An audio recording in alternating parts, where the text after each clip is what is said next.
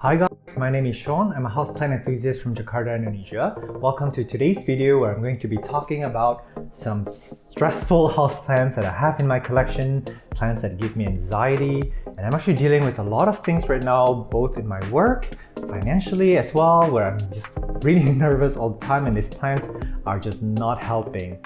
Well, let me quickly tell you what's going on in my life. First of all, I'm filming this series of video in the same day, so you'll see a few of my videos of me wearing the same shirt with the same set because I'm just doing a rapid fire production of videos. But I promise you great content, so don't go away. But here's the thing, I have a few transitions going on with my business. I'm expanding the businesses that I have, and I'm letting go of some of the businesses where I'm gonna become a a silent partner. So that's gonna be a bit hard for me because I built the business sort of from ground up, but I have to do it because I'm taking on so many other responsibilities that I actually love to do as well. I just bought a house, so the last 3 weeks I've been looking at houses. It's kind of a last minute decision. I'm 37 years old, by the way, and I'm still living with my parents, so nothing to be proud about. And I found a really small house. It came to me on WhatsApp one night, and I love the floor plan, I love the design. It's one of those prefab houses where it's like the whole complex have the same design, and the house is very small. It's only 5 by, I would say 10. The size of the building itself. I do have a little bit of a yard where I can keep some plants. I'll keep you updated. However, that house is going to be ready in 2 years time, so it's not going to be so soon, but I've paid for the deposit, and I'm asking for a few banks for loans, so there's a lot of interest rates being thrown at me, a lot of simulation, a lot of calculation.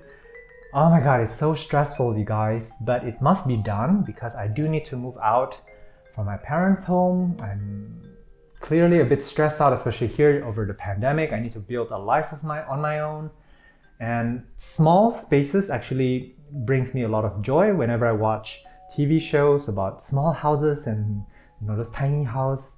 I love it, where everything's so efficient, like you have to really cut down on your needs, place everything in the right place, and everything's within reach. Like, I like that. I like where my pruning shears, my fertilizer, and I have a soap making business, I have my cameras. I have so many things that is going on that when I live in my parents' house, which is a really big house, I have to run up and down the stairs. I would say maybe up to 30 times a day. That's climbing up a whole building every day. So imagine that.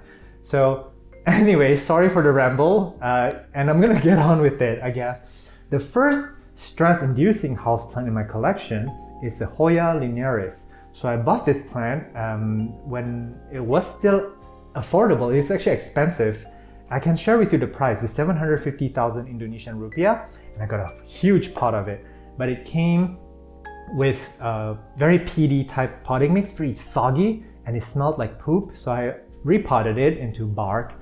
And that's a bad idea because I lost 99% of the plant. So all I have is cuttings, and I'm doing a video on these which is going to be released later, but I'm going to show you some clips of what the plant looked like before I cut it up. So this is one of the propagates that I have, and I've gained some confidence in their care and propagation since, but they're very stress inducing because you need to keep on top of their watering. They cannot be left to dry out completely, but they also can turn to mush if you're overwatering it. And this plant, I don't think likes our humid and hot climate. I think it likes a little bit of a cooler climate because it is from China, and it is very prone to mealybugs. I've got so many mealybug attacks, and they like to hide between the leaves and also inside the back of the leaves, and you can't really remove them when they're already taken hold of the plant. So this is a very expensive plant, and I really hope that they will thrive in my care. I can grow them out, because they are not widely cultivated here in Indonesia. So yeah, crossing my fingers on that. I definitely do worry about this plant a lot. I think about it every night basically before I go to bed. The next plant that gives me anxiety is none other than the Calathea or Goeppertia orbifolia. And I've killed 2 or 3 of these, and some of them are my fault. In the beginning of my plant game, I didn't know what kind of media to give it. I overwatered it. And then the second one I showed you in a previous video, something pulled it out of its potting mix, so that plant was declining and it died, and I didn't know why until I realized that the whole root system was outside of the soil. So I think maybe some animal dug it up, or I don't know, or maybe the wind blew it away. But this one is doing particularly well. As you can see, it's putting out a lot of leaves. but I do think about this plant often. Whenever I am free, when I'm in the shower or whatever, I'll be thinking, oh, is that fella doing okay? Because I'm really scared of killing another one. These guys are actually quite expensive, but this one's doing okay for now, so I guess this will be all right. This is in my forest floor potting mix and terracotta pot. So that is my care tip for all Calatheas, because they don't like to be sitting in water, and they don't like to be compact in soil. So really airy potting mix, watered frequently, medium light, and they're gonna be happy. And the next plant that's always in my mind, and oftentimes it's a little bit disappointing, is this Philodendron Variegated, and this is actually a top cutting that I did. So obviously there's going to be a video on these. And I think I mastered the care and propagation, hopefully propagation. I'm still propagating it, I can see the leaves over there. But these guys like to be very humid. They like medium indirect light. Do not give them any direct sunlight. They're very, very sensitive leaves, and they are prone to bacteria and fungus, so do not miss them. And what else is there? Yeah, they do shed a lot of the older leaves, so as the new leaves appear, they do like to climb up, by the way. They like to climb up a moss pole. That's how you get bigger and bigger leaves. But as they do that, you'll get a leggy stem that loses a lot of leaves, so that brings me anxiety when plants shed leaves. But when you overwater them, they will give you yellowing edges with some tips, and the crisping will actually spread. And these guys don't like to be underwater either, because they have such thin leaves that if you underwater, you forget about them for too long, they will also crisp up. But the crispiness from underwatering is mostly just brown without the yellowing. So just keep that in mind. They like to be constantly humid around the roots, kind of like an anthurium, so give them fast draining arid potting mix that's chunky. They like to grip onto things as well. So basically, I guess treat it like an anthurium. But this particular cutting actually, I don't know if you can see here, there's a little bit of a tear here. It was growing on a moss pole, and that moss pole keeps getting blown by the winds. It fell over, and this one keeps falling into a Sansevieria. Of all plants, it just went right through the sharp points.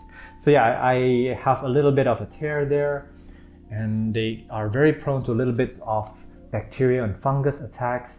And one of the ways that you can prevent that, I guess, is to spray neem oil on it often, because it's a mild fungicide. Do fertilize it lightly so that it can build a strong and healthy immune system for it to fight off all that bacteria and fungi. And they don't like to be moved, by the way. When you move them, they are easily stressed. So they will invite pests, and again, invite bacteria and fungi. So if they're happy at a certain location, just leave it there. If you just brought it home, keep in mind that you may lose a few leaves because it doesn't like to be moved. Okay, so the next plant is the Begonia brevirimosa. I don't know if I said that right, but this is actually my third one. The first one I killed, I might have overwatered it, and I got a second one that did not make it in shipping. It just started to limp off and did not make it. This one took a while, but it is recovering. This hasn't done much in about 4 to 5 months that I got it, but I see a new shoot coming out here, and this leaf is new. And I give this my forest floor potting mix and terracotta pot, so it dries out a little bit fast, because now I have learned, now I have known better that begonias don't like to be sitting in water. They don't like compact potting mix, so nothing with peat, cocoa peat I mean. And yeah, just giving it very loose and airy potting mix. It seemed to like it. So this is a really beautiful begonia, and I hope that I can grow a really big one of this. And they're very hard to come by these days. I guess people are buying them up. They used to be a lot more common. The next plant is the Alocasia. And I have so many types of Alocasias, but I'm going to show you 2 different ones for now. And one would be a jewel Alocasia. This is a silver dragon. For jewel Alocasias, these are Alocasias that remain pretty small, like your Friedeck and your black velvet. And this one is the Alocasia zebrina. This is a little bit pricier. I splurged on this plant, but there are also a lot of Alocasias that are quite affordable, quite common, and they're just as beautiful. But the thing that stresses me out about them, I see a new growth point here. Hello, very cute. This is doing really well, by the way, but it didn't do well for a long time. If you have seen my old videos, you'll know that I struggle with these.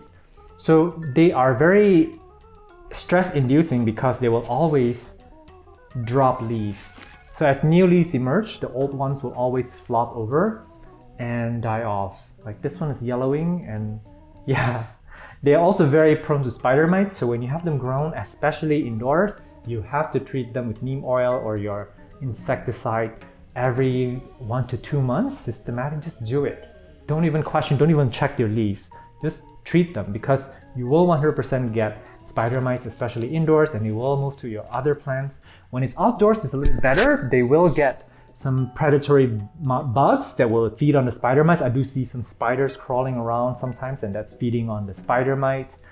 But these guys, I'm not sure about the watering as well. They seem to like to be in a little bit of a moist potting mix that dries out fast. They don't want to be dried out completely. They will not do so well, but they can also be overwatered. They will give you yellow leaves that fall off if you overwater it.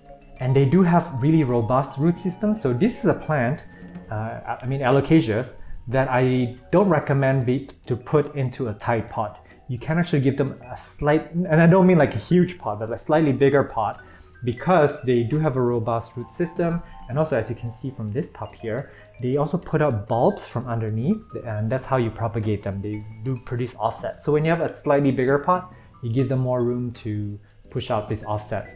And some Alocasias like direct sunlight, and I suspect that this Zebrina actually does like a little bit of direct sunlight. And the jewel Alocasias, generally speaking, they are more forest floor dwelling in nature, so they're not used to having direct sunlight, although this one does get a little bit of direct sunlight every day, maybe an hour or two, and it's doing just fine. Okay, so moving down the list, we have the Philodendron Pink Princess. And if you haven't seen my video on this, I show you how I propagated and turned this into 4 different plants, and I lost many plants too from overwatering. So these guys do not like to be overwatered, and you have to be very careful when you propagate them. They don't have really strong root system, I noticed. And the reason why I find them to give me anxiety is because, first of all, they're very expensive, and you buy them because they have these beautiful pink stripes that you see over here.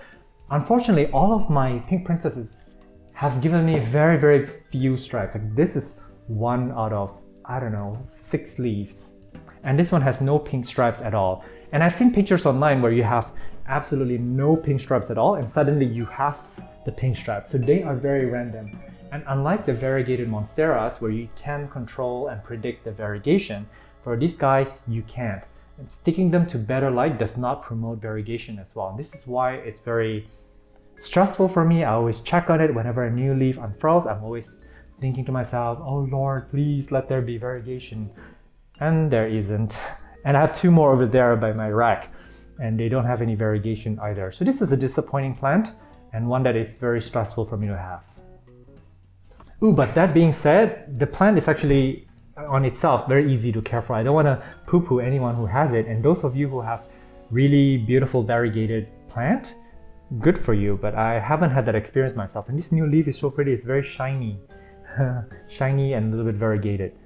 The next plant that gives me a lot of anxiety is the Monstera adansonii variegata. I'm going to link above a video where I did a haul for this plant, and this plant actually is one that I really couldn't afford, and I have so much anxiety around this. I got it as 2 leaves, and one of the main, the growth point actually died off. It rotted off, so I wasn't sure where the next leaf is coming from or if it's going to be variegated. Thankfully, it is quite beautifully variegated, and I'm actually putting this a little bit into a lower light situation now because I think that the leaves are getting a little bit too variegated. I'm scared of the white taking over the plant, and I'm going to be propagating this soon so that I can sell some cuttings to recuperate